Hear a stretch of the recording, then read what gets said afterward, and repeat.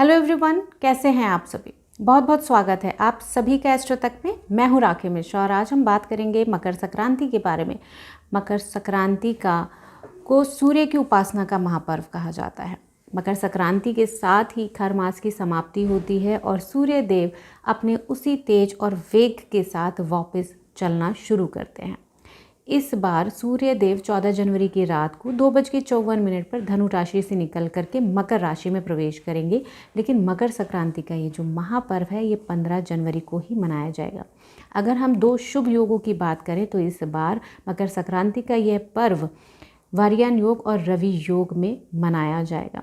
इसी दिन के साथ मकर संक्रांति या सूर्य संक्रांति के ही साथ सूर्य देव उत्तरायण यानी कि उत्तर की तरफ चलना भी शुरू करते हैं। खरमास की समाप्ति के साथ ही सभी तरह के जो मांगलिक कार्य जिन पर रोक लगी होती है पिछले 1 महीने से, चाहे शादी विवाह की बात करें, मुंडन संस्कार की बात करें या फिर जनेऊ संस्कार की बात करें या फिर आपको अपना गृह प्रवेश ही क्यों ना करना हो, उन सभी पर खरमास की शुरुआत के साथ ही रोक लग जाती है।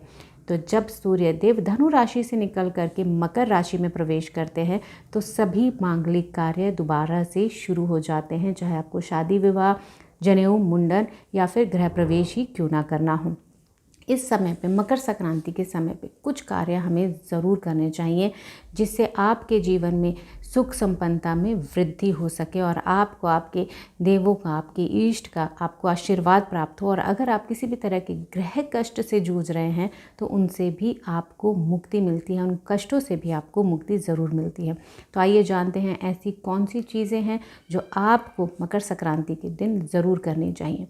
मकर संक्रांति या फिर सूर्य संक्रांति का ये जो महापर्व है, सूर्य की उपासना का पर्व ही कहा जाता है। तो इस दिन आपको सबसे पहला कार्य भगवान सूर्य देव की आराधना, उनकी पूजा पाठ या फिर उनको जल ज़रूर अर्पित करना चाहिए।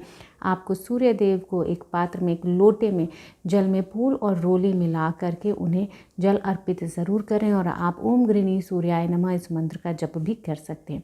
इसके साथ ही धनु संक्रांति के दिन दान का भी अपना ही महत्व है। तो इस दिन किए गए दान का कई गुना फल भी आपको प्राप्त होता है।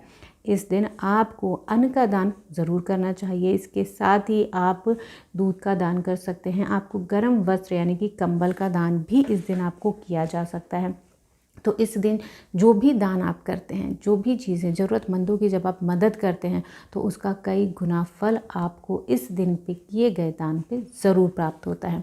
इसके साथ ही अगर आपको माँ लक्ष्मी का आशीर्वाद चाहिए इस साल की शुरुआत में, आपको मकर संक्रांति के दिन माँ लक्ष्मी के आशीर्वाद के लिए सफ़ेद तिल में घी मिला करके एक छोटा सा हवन अपने घर में ज़रूर करना चाहिए। आप श्री सूक्त का पाठ कर सकते हैं या माँ लक्ष्मी के किसी भी मंत्र का जप के साथ आपको एक छोटा सा हवन ज़रूर करना चाहिए, जिससे साल भर माँ लक्ष्मी की कृपा भी आपके ऊपर ज़रूर बरसती रहे। इसी के साथ ही अगर आपके मन में बहुत लंबे समय से अपना कोई ऑफिस आपको खोलना था या अपने काम की शुरुआत आपको करनी थी तो इस दिन 15 जनवरी यानी कि मकर संक्रांति, सूर्य संक्रांति के दिन से आप अपना कोई भी नया काम भी शुरू ज़रूर कर सकते हैं। वहीं इस दिन आपको सूर्य देव की आराधना तो करनी ही चाहिए। इसके साथ ही शनि देव के सामने भी आपको दीपक ज़रूर जलाना चाहिए, क्योंकि सूर्य देव अपने पुत्र यानी मकर राशि में, अपने पुत्र की राशि यानी मकर राशि में प्रवेश करते हैं। तो इस दिन आप अगर शनि देव के सामने भी दीपक जलाते हैं, उनको अर्पित करते हैं तो उनका भी आशीर्वाद आपको प्राप्त होता है और उनसे मिलने वाले कष्टों में भी कमी आती है। वहीं इस दिन 15 जनवरी को सोमवार है तो आपको भगवान शिव की आराधना भी इस दिन ज़रूर करनी चाहिए। भगवान शिव का आप अभिषेक इस दिन ज़रूर से करें और भगवान शिव जल से या दूध से आप उनका अभिषेक करें और इसके साथ ही उनकी प्रिय चीज़ें भी आप भगवान शिव को अर्पित ज़रूर करें। इस दिन आपको उन्हें भांग, धतूरा और काले तिल अर्पित ज़रूर से करने चाहिए। तो मकर संक्रांति का ये जो दिन है, सूर्य की उपासना का जो ये महापर्व है, इस दिन किए गए कार्यों से आपको कई गुना ज़्यादा फलों की प्राप्ति होती है, शुभ फलों की प्राप्ति होती है। आपके जीवन में सुख, संपत्ति, संपन्नता और वैभवता में वृद्धि भी होती है। तो मकर संक्रांति का यह पर्व 15 जनवरी को मनाया जाएगा। तो आप सभी इस दिन कुछ ना कुछ जो आप कर सकते हैं, चाहे स्नान हो, दान हो, सूर्य की उपासना हो, भगवान शिव की आराधना हो या फिर भगवान शनि देव की आराधना ही क्यों ना करनी हो, लेकिन इस दिन माँ लक्ष्मी के आशीर्वाद की प्राप्ति के लिए आपको कोई भी जो चीज़ आपको समझ में है, कोई भी एक चीज़ आप इस दिन ज़रूर करिए।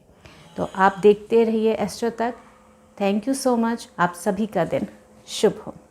एस्ट्रो तक ऐप पर आपको मिलेगा भविष्य से जुड़े हर सवाल का जवाब। डाउनलोड कीजिए एस्ट्रो तक ऐप और चुटकी में जुड़िए इंडिया के बेस्ट एस्ट्रोलॉजर से।